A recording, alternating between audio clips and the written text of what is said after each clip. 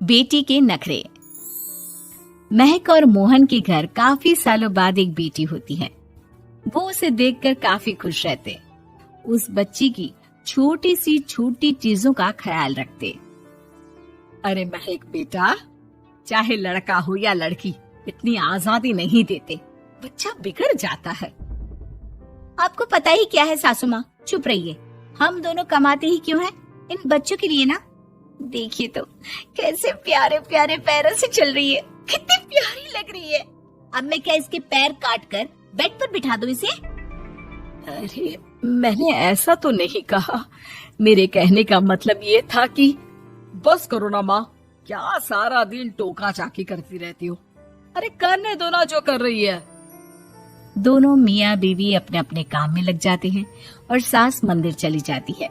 लेकिन बेटी सौम्या घर में तेल का डिब्बा लेकर फैला देती है।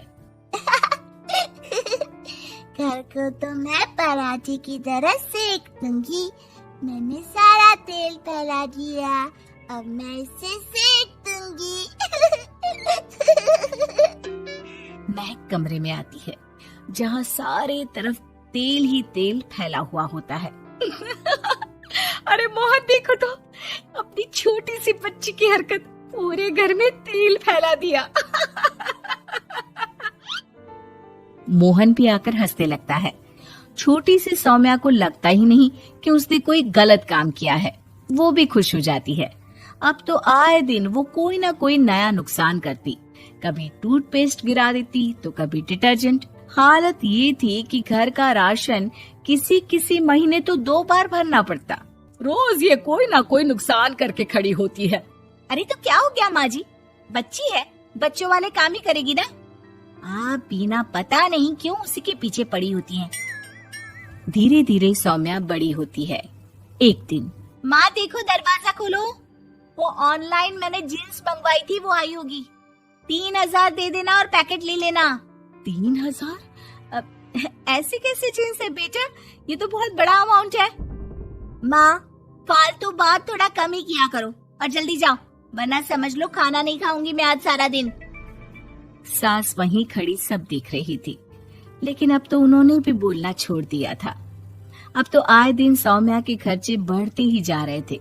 कभी महंगी ड्रेस तो कभी दोस्तों के साथ पार्टी।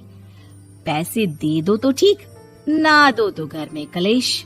ये सब तुम्हारे ही कारण हुआ है। देख रही हो कैसी हरकतें हो रही है इसकी। रात के 8 बज गए हैं लेकिन महारानी जी घर पर है ही नहीं। तभी सौम्या पड़ोस के लड़की के साथ वहाँ आती है। ओके बाय रोहन, कल फिर मिलेंगे, लव यू। ये क्या हरकत है सौम्या, आज तो तुमने हद ही पार कर दी। पापा कब से परेशान है। और ये लड़का कौन है? तभी पास खड़ी सास बोलती है, देखो महक, आज तक मैंने कहा नहीं था लेकिन मैं आज कहूंगी, क्योंकि ये मेरे घर का मामला है। मैं नहीं चाहती कि मेरे बेटे का खानदान खराब हो या फिर कोई हम लोगों के घर के लिए बात करे। जाओ इसे ऊपर कमरे में छोड़ाओ, इससे कल बात करेंगे। मॉम देखो ना दादी क्या बोल रही है, चुप कराओ ना इनको, जैसे हमेशा करा देती हो। महक को अपनी गलती का एहसास हो रहा था। वो चुपचाप खड़ी होती है। मोहन बेटी को अच्छे से कमरे में सुलाकर माँ के पास आता है। देखो ये लड़का ठीक नहीं है, अब तुम लोग इसकी शादी करवा दो, ससुराल वाले अपने आप देख लेंगे। शादी के बाद जिम्मेदारी पड़ेगी तो सब ठीक हो जाएगा। शादी अभी तो 25 की है ये। तो क्या 50 तक बैठाओगी?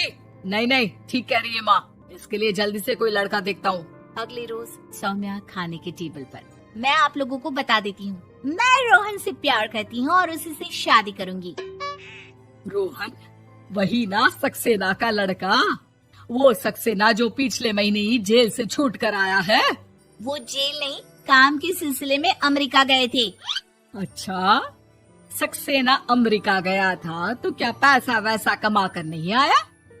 ये देख रही है ब्लाउज, उसकी बीवी ने सिला था मेरा।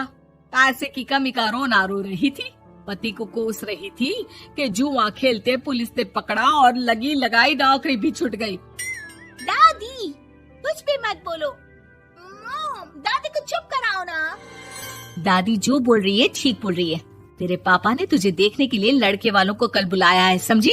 अगली रोज लड़के वाले सौम्या को देखने आते हैं और उसकी शादी मयंक से हो जाती है। शादी के बाद सौम्या मायके आती है। वाह माँ, कितनी अच्छी शादी कराई है आप लोगों ने मेरी, लेकिन मुझे कुछ दिन और यहाँ रहना है।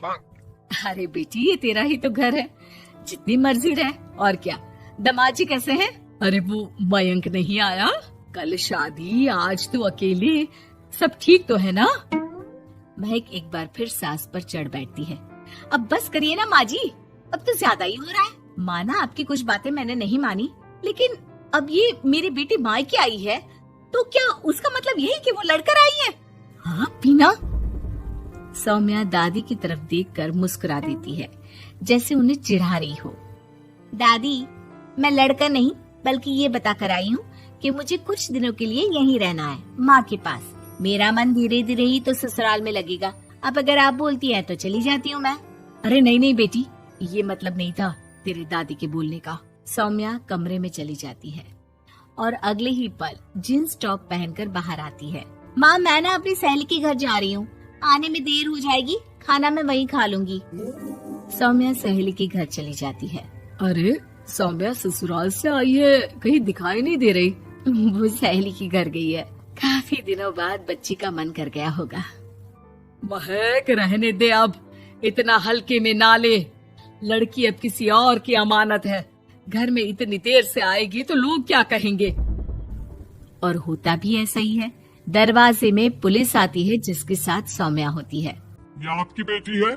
जी लेकिन क्या हो गया? पापा, मैं और रीना घूम रहे थे तो रोहन वहाँ आ गया। उसने मेरे गहने खींचने की कोशिश की, जब मैंने नहीं दिया तो मुझे धक्का मारकर मेरे गहने ले लिए। पापा, मुझे माफ कर दो, मुझे ना मयंक के पास जाना है, आप उसे फोन कर दो, वो मुझे ले जाएगा। दादी आप ठीक कहती थी, वो अच्छा लड़का नहीं है। कोई बात नहीं बेटा, मयंक का फोन आया था, उसे तेरी याद आ रही थी, लेकिन वो तुझे भी अपनी जिंदगी जीने से नहीं रोकना चाहता था। मैं उसे बोल दूंगी कि वो कल तुझे लेने आ जाए। अगले दिन चलो सौम्या, मैंने आज रात की फिल्म की टिकट और 5 स्टार होटल में खाने के लिए टेबल बुक कर दी है। फिर क्या, सौम्या खुशी खुशी अपने ससुराल चली जाती है और महक को बड़ों के सीख की कीमत का पता चल जाता।